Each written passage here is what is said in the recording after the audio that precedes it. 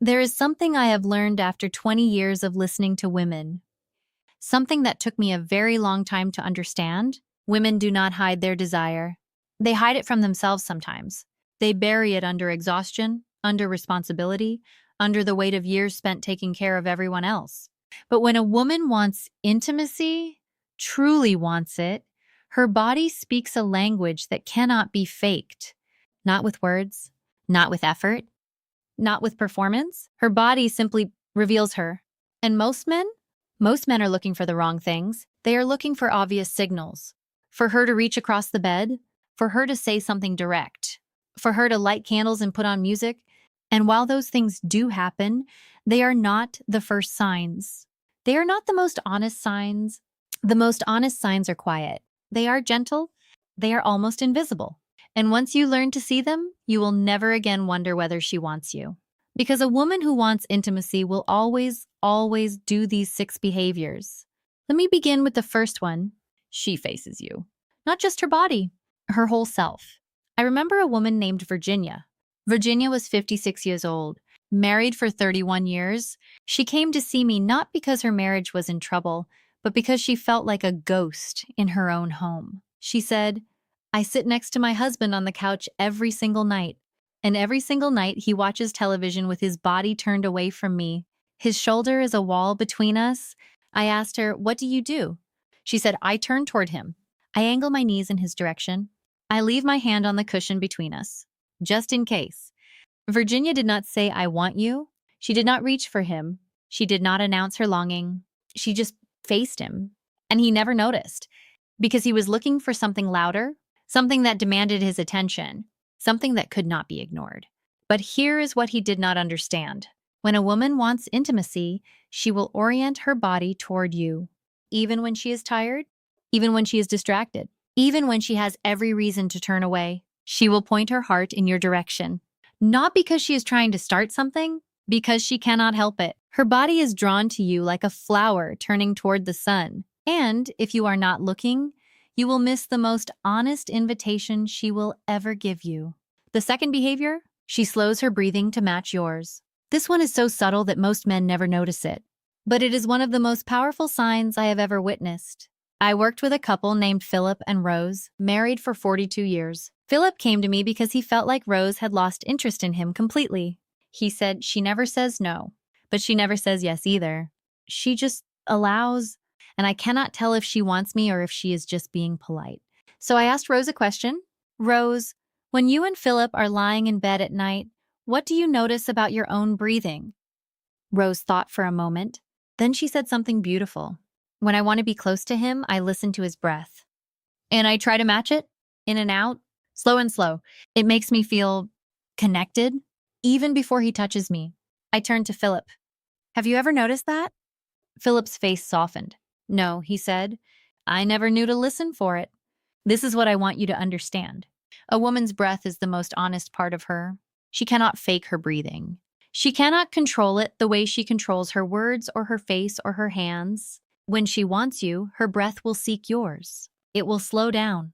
It will soften. It will sink. Not because she is trying, because her body is preparing for closeness, because her nervous system is saying, I am safe. I am ready. I am here. So tonight, listen. Just listen. Do not touch. Do not ask. Just notice her breath. If it is shallow and fast, she is not ready. If it is slow and deep and somehow syncing with yours, she is already wanting you. The third behavior. She finds excuses to be alone with you. Not in a dramatic way.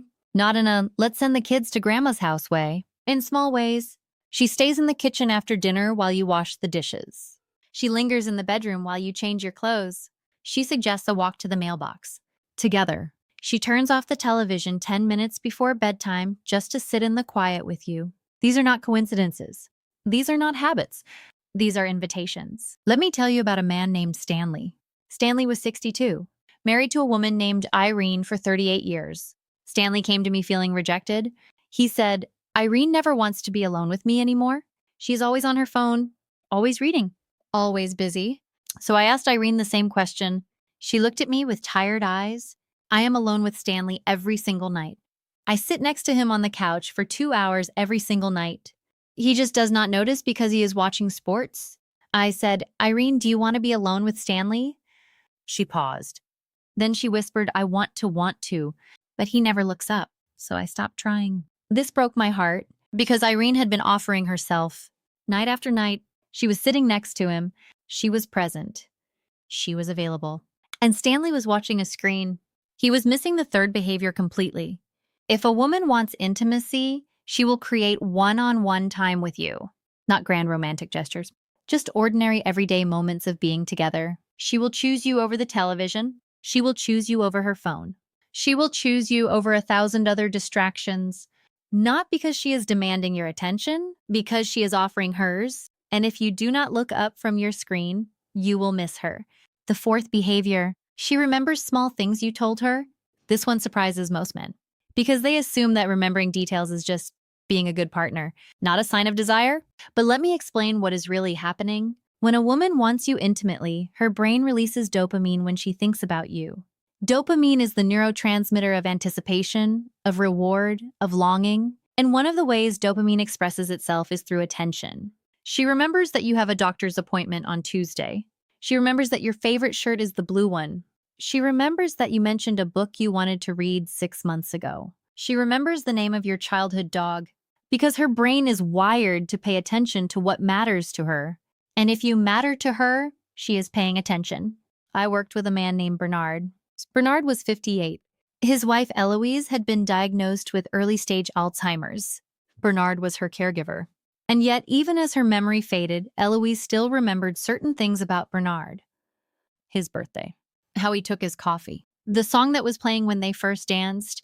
Bernard said to me through tears, she is losing everything, but she still wants me.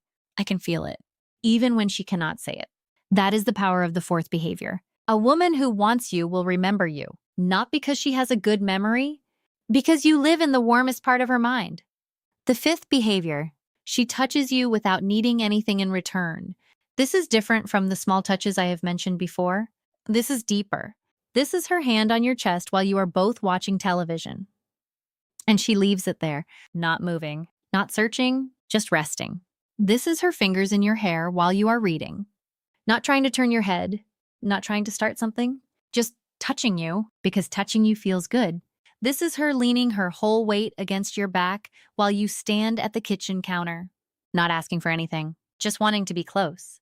When a woman wants you intimately, she will touch you for no other reason than to feel you, not to get something, not to start something, not to remind you of something, just because you are there.